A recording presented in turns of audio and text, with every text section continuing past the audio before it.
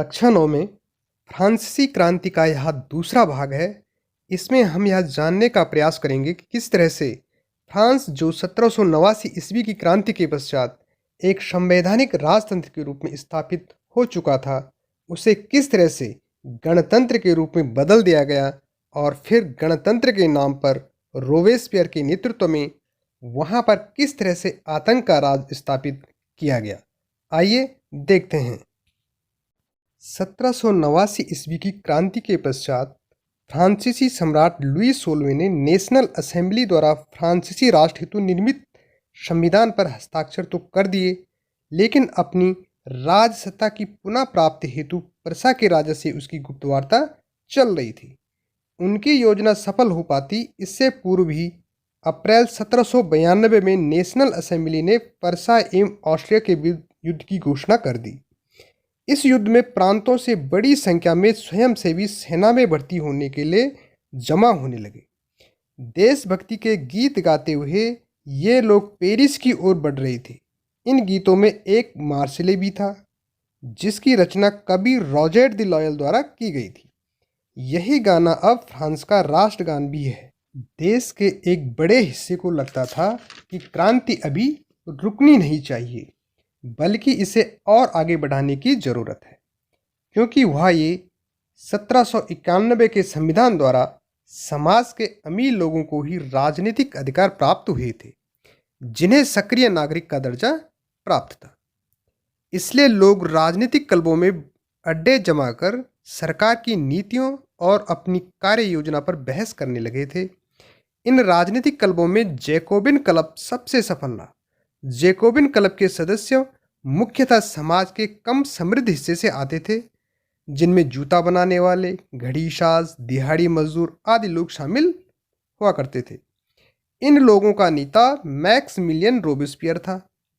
इस दल के लोगों ने खुद को अलग दिखाने के लिए उच्च समृद्ध लोगों के विपरीत पहनावा धारण करना शुरू कर दिया।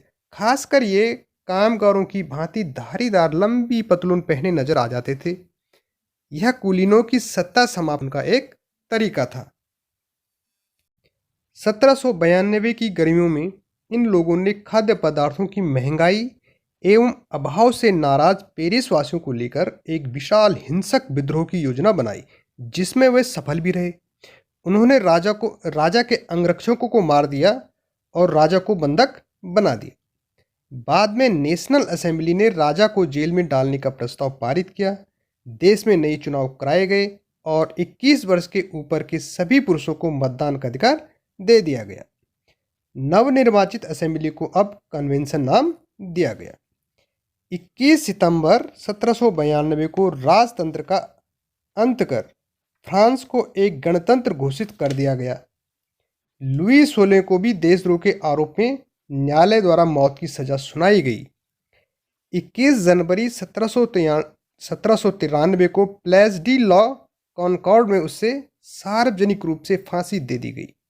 जल्द ही रानी मेरी एंतोइनेट का भी यही हश्र कर दिया गया। कन्वेंशन में अपनी प्रधानता स्थापित कर लेने के बाद जैकोबिन दल के नेता रोबेस्पियर का फ्रांस में एक अत्यंत कठोर एवं निर्दयी शासन का आरंभ होता है, जो इतिहास में आतंक के राज के नाम से जाना जाता है।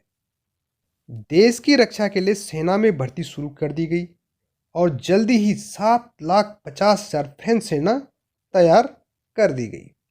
अपने समस्त विरोधियों, कुलीनों, पादरी, उसकी कार्यशैली से असहमति रखने वाले सदस्यों, चाहे उसकी पार्टी के ही क्यों न हो, सभी को गिरफ्तार कर जेल में डाला गया और क्रांतिकारी न्यायालय द्वारा उन पर मुकदमा चलाकर गिलोटिन पर लटका दिया गया।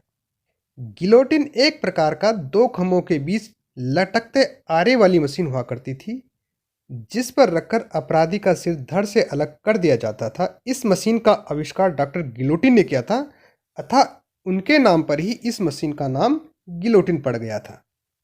रोबेस्पियर यही नहीं रुका, उसने कानून बनाकर मजदूरी एवं कीमतों की अधिकतम सीमा तय कर दी। महंगे सफ़ेद आटे के इस्तेमाल पर रोक लगा दी। साबुत गेहूं से बनी और बराबरी का प्रतीक मानी जाने वाली समता रोटी खाना सभी के लिए अनिवार्य कर दिया। बोलचाल और संबोधन में भी बराबरी का आचार व्यवहार लागू करने की कोशिश की गई। जो चर्च थे उन्हें बंद कर दिया गया और उनके स्थान पर बैरक या दफ्तर बना दी गई। उसके कार्यों से जनता के साथ साथ उसके समर्थक भी अब त्राही त्राही करने लगे थे। अंततः 27 जुलाई 1794 को वह अपने कुछ साथियों सहित पकड़ लिया गया और साथियों समेत ही उसे न्यायालय द्वारा गिरफ्तारी के अगले दिन ही गिलोटिन पर लटका दिया गया। उसकी मृत्यु के साथ ही आतंक का राज समाप्त होता है, लेकिन आतंक के राज्य द्वारा की गई सैनिक एवं तानाशाही परिवर्तन ने मिलकर नेपोलियन के उत्कर्ष का मार्ग भी प्रशस्त कर दिया था।